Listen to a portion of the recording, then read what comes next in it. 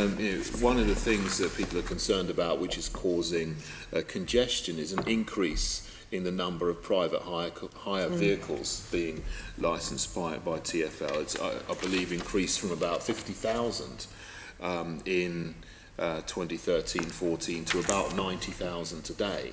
One of the things that's been talked about is making private hire vehicles pay the congestion charge. So are you going to make them pay the congestion charge? This is something we have been talking about. There is work going on right now, and there has been for some time. When we get the final outcome of that research work, we would be aiming to do a consultation on it this year. But at this moment, I haven't got the final package of But I do understand there was a feasibility study which has been done by TfL, but that's been delayed a couple of times. I mean, I hear that the Commissioner told the committee in March last year that there was a study that was ongoing, and he said in July 2017 he would provide the feasibility study to the Assembly, but that hasn't happened yet. Do you know what's happening with the feasibility study? Well, David, can I just say, in general, there is a resourcing problem around taxis and private hire staffing. You said yourself there's been more than a doubling in the number of private hire vehicles and drivers. There's been a huge array of legal challenges being thrown at TfL. The volume of correspondence, sometimes from the same people in huge volumes. You know, this department is very, very stretched, and quality really matters, and because livelihoods are affected. So, you know, and also it has a big requirement to assist with the lobbying agenda, which is really important to us. Well, moving on to something slightly different. I mean, one of the things the Mayor has said he wants to do is to try to get the powers to cap private hire licences, the numbers that he has to issue. Of course, that would help with congestion. He's mentioned that a few times in answers to questions I've asked and other people have asked.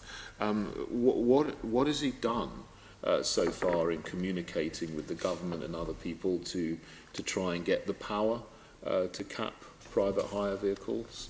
And what has been the government's response to that? There's a regular dialogue with government on this, and I was in a meeting with one of the ministers probably a year ago, talking about this very issue. I think they left the department soon after a reshuffle, and I think my take on it is I think DfT understand the issue and get the need to address it. I think it's more about prioritising their time and resource through a parliamentary process. On capping, I would say that we've been told no verbally. The DfT are not interested in capping. They're more interested and unsympathetic to the issue of cross-border hiring, especially as there's been issues out of London. They get that. And there's been interest, of course, in the pedicabs, and of course the election also threw a few things in the air where we were getting somewhere towards achieving it.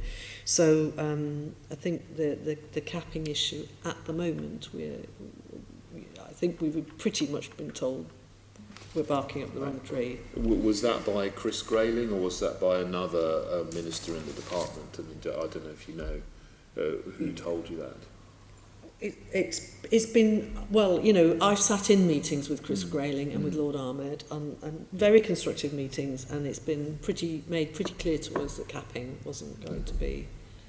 Okay, so the government is not sort of giving favourable noises about that, but they don't see it as the solution. Okay, but the cross-border hiring is a big issue as well, obviously, because if you don't give a licence to one company, they can get licensed in another area, Brighton or Sheffield or somewhere, and just operate in London. So what's the situation with talks with the government on that issue? You say they're more favourable, but how often are you meeting the government? There's actually a technical working group now on a number of these issues, which we send a couple of TfL officers to. Do you want to? I'm afraid I don't know the detail of that. Yeah. But we can supply more details on that engagement. I think there's a kind of framework about how we would like cross-border hiring to work, and there's a consensus across the various operators. I'm afraid I don't know your core issue of whether that's got any traction within the department, but I will go back and maybe it's one of these things we can follow up with a letter just later.